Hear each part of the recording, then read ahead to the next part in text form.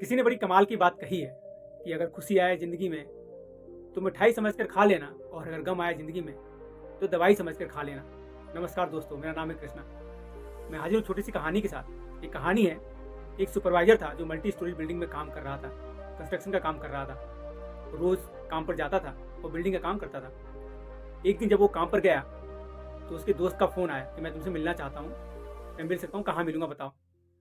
पर वो सुपरवाइजर काम छोड़कर नहीं जा सकता था, उसके पास टाइम नहीं था। तो उसने कहा दोस्त को, तुम एक काम करो, साइट पर ही आ जाओ, हम यहीं पे मिलेंगे और बात करेंगे। उसके दोस्त ने कहा ठीक है। दोस्त वहाँ पहुँच गया और सुपरवाइजर 20वीं मंजिल पर काम कर रहा था। वो दोनों ऊपर पहुँच गए और बातें करने लगे। वो दोनों के बीच में बात होते होते अध्यात्म का टॉपिक स्टार्ट हो गया। अध्यात्म में बातें करने लगे। तभी सुपरवाइजर के दोस्त ने कहा कि लोग आजकल भगवान को सुख में भी याद करते हैं, जब वो खुश रहते हैं तभी भगवान को याद करते हैं।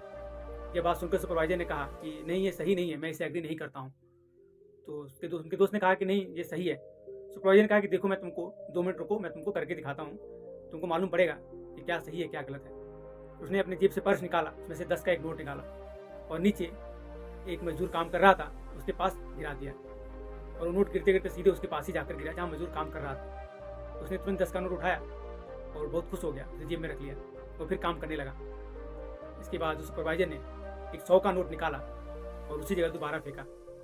इस बार उस मजदूर ने फिर उस 100 का नोट उठाया और अपने जेब में रख लिया, और इस बार वहाँ से चला गया कि कहीं कोई देख न ले या कोई इसको क्लेम करने के लिए पैसा मेरा है मांगने के लिए ना आ जाए। तो वो लेकर चला गया।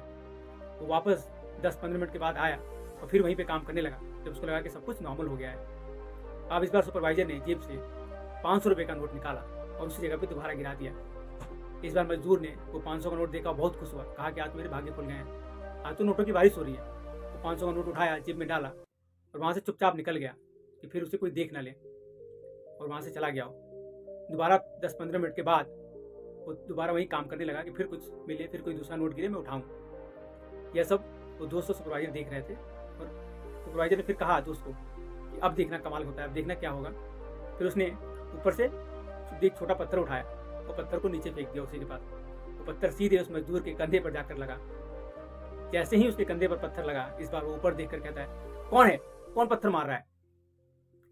सुपरवाइजर ने बोला कि हाँ मैं हूँ। फिर उन दोनों बातें होने लगी, अरे सर आप हैं।